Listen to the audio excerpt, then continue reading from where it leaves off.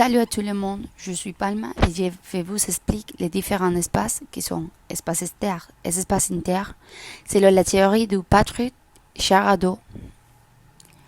Bon, en premier lieu, nous devons savoir qui est Patrick Charado. Il est un linguiste né en 1939.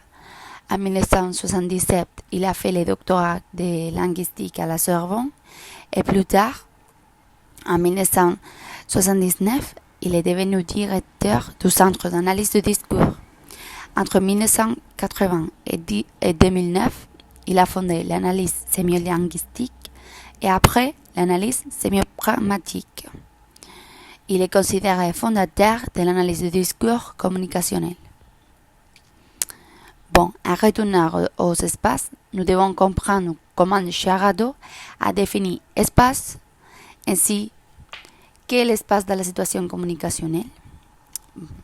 Charado nous dit que l'espace d'interdiscursivité est celui où circulent des discours en tant qu'ils sont porteurs de savoir sur le monde dont les sens sont purement descriptifs et les autres de jugement. La situation de communication ainsi définie constitue un cadre de conventions psychosociales qui devront être prises en compte par les participants à l'échange de communication, faute de quoi il n'y aurait pas de compréhension mutuelle possible. Les interlocuteurs sont appelés à reconnaître ces constantes qui ne sont ni règles ni normes, mais plutôt un ensemble de conventions nécessaires, mais pas suffisants. Mais ce n'est pas tout, parce que la situation de communication ne se compose pas seulement de ces conventions psychosociales. Elle offre également des instructions quant à la manière de mettre en scène les discours. Bon, la première, c'est l'instruction correspondant à la vision de la finalité de communication. Par exemple, demander lors d'un entretien avec un interlocuteur. Et il y a une finalité dans un entretien. L'instruction correspondant à l'identité. Par exemple, les rôles déclaratifs qui doivent être pris en compte lorsqu'il y a une position sociale d'autorité. Dans ce cas, la position d'autorité, c'est les professeurs. Instruction correspondant à l'objectif. Par exemple, thématiser et problématiser une question lorsqu'une classe est donnée.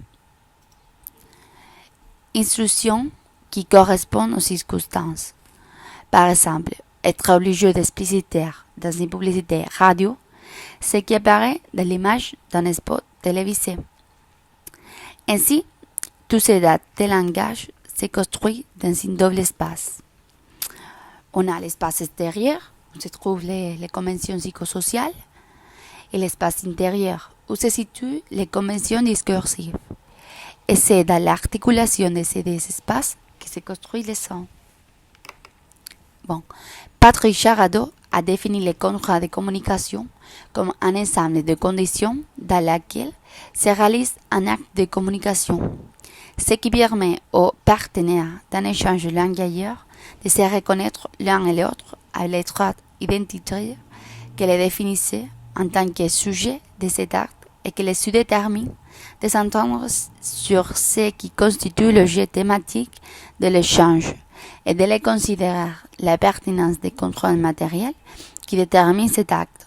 C'est pour ça que nous pouvons dire que cet échange communicatif se réunissait en des espaces, un interne dans le texte et l'espace interne est de l'ordre du mode d'organisation du discours qui peut être descriptif, narratif, argumentatif, explicatif et se définit par la finalité interactionnelle et où se situent les rôles sociaux des individus. Et aussi l'espace externe et qui sont la condition de production. L'espace externe se définit par les manières de parler attendues en fonction des cadres situationnels et où se manifeste la finalité, l'identité des partenaires, les domaines du savoir et les dispositifs.